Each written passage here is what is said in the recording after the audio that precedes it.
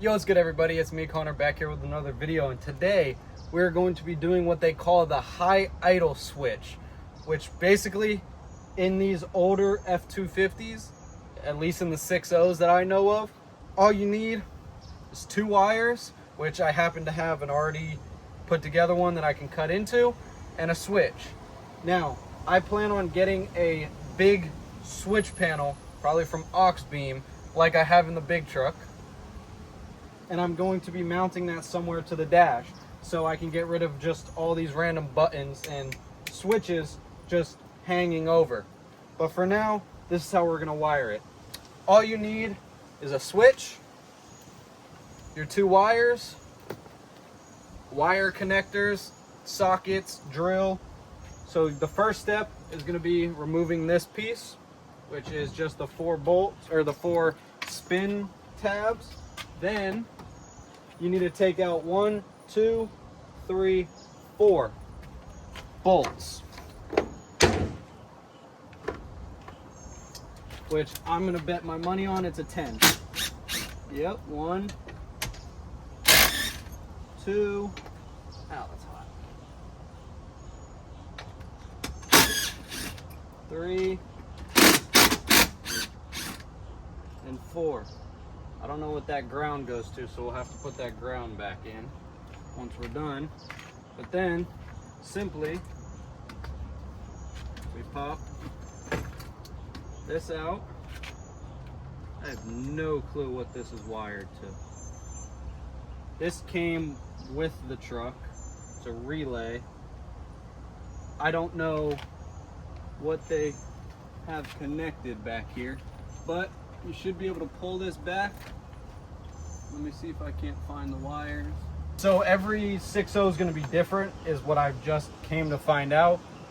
On certain 6.0s, there's a big orange wire that you tap into. Mine happened to be the green wire with a yellow stripe. I'll get you closer in there so you guys can see. If you can see, I tested this one. I tested that one, that one. I didn't test this one yet because it told me to test this one. So this is the green wire with a yellow stripe. I just have it jumped just to test it, and then I was taking this and tapping it right to power right here, just like that. And you can watch it idle up, stop, and then when you take the power off, it went back away. So now we got to fully wire this in properly.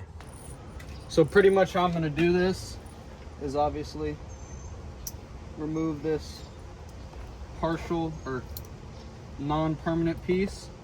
We're gonna butt connect these together.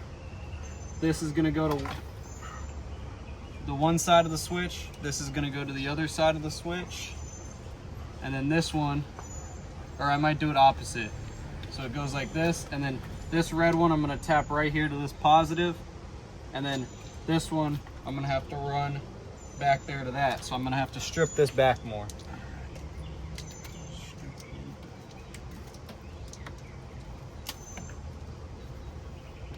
You should be ripped like this. Have all that out like that. Cut the extra, then the power.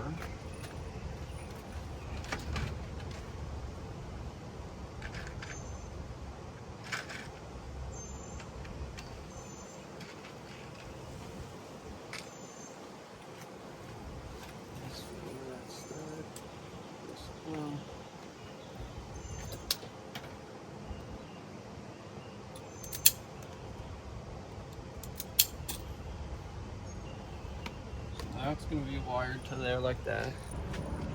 Alright, so we're going to throw heat shrink over both of these. Just make it look a lot cleaner, a lot more professional.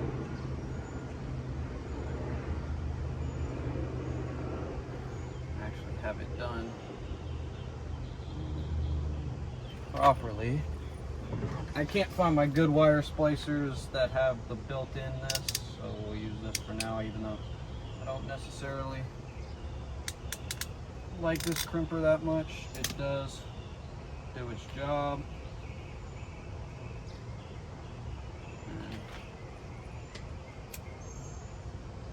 Pull this over just like so.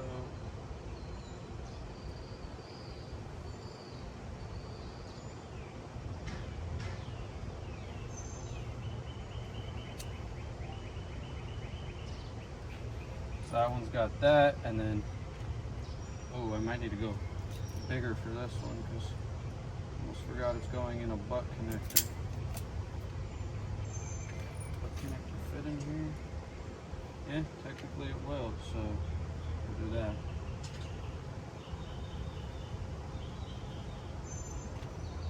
I don't like these non-heat shrink water or waterproof butt connectors, but for now it'll be fine until I place another order for the ones I actually like.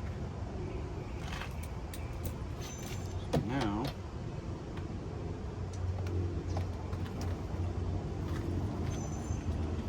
this one has to go all the way down in there. I don't know how I'm really going to show you this at the same time as me doing it, but we'll try.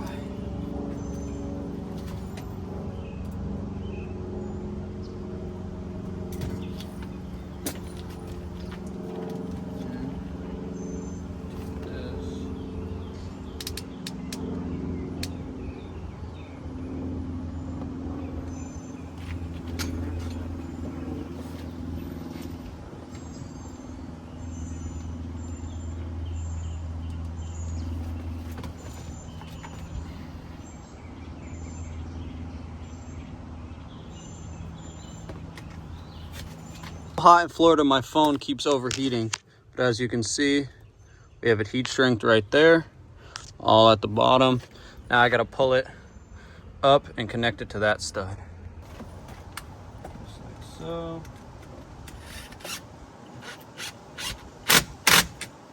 Let's heat shrink this one. I don't know why they have a random relay.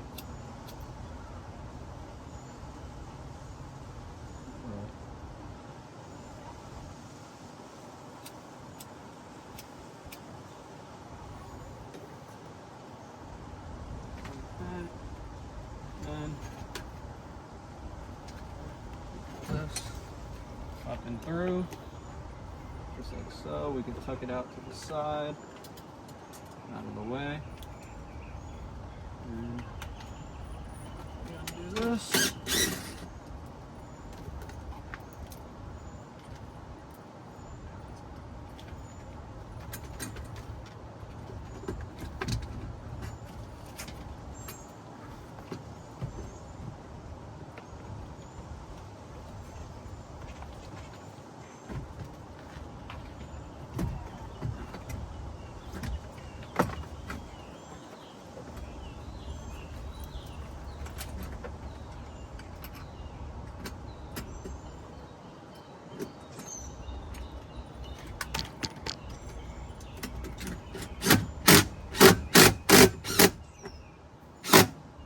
It's like that. It's wired in, load, supply. Do I like how just 3 fucking switches are sitting here? No, but like I said, I'm gonna get that aux beam switch panel. So let's test it out.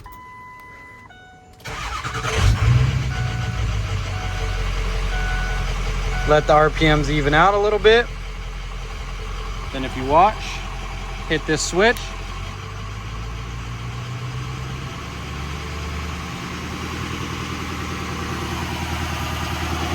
Nothing on the pedal. Switch off, idles back down. This thing is actually sick.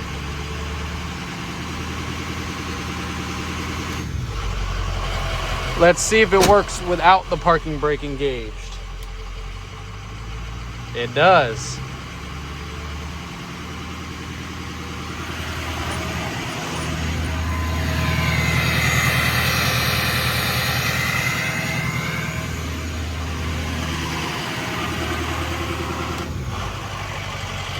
When we come back out, back at normal idle. I love it. As you can see, it already does dump. But I imagine what it could be with a smoke switch. That's why I really want to do it. So I already have 175/30 injectors underneath the hood. But I know it's not really good for your motor or your turbo or any of that. But why is this not opening? I know it's not good for your turbo or any of that, but I already have a bad turbo. So I might do the smoke switch. I know you're not supposed to, but I might do it anyways, because why not? So stay tuned for that video. If we end up doing it, I'll let you guys know. I'll probably do it. So you guys stay tuned. Tell me what's next for the 6.0. Obviously turbo. We just replaced the transmission. I didn't record that because of I wanted to get it done. But tell me what's next. And this is gonna get some major work done starting tomorrow.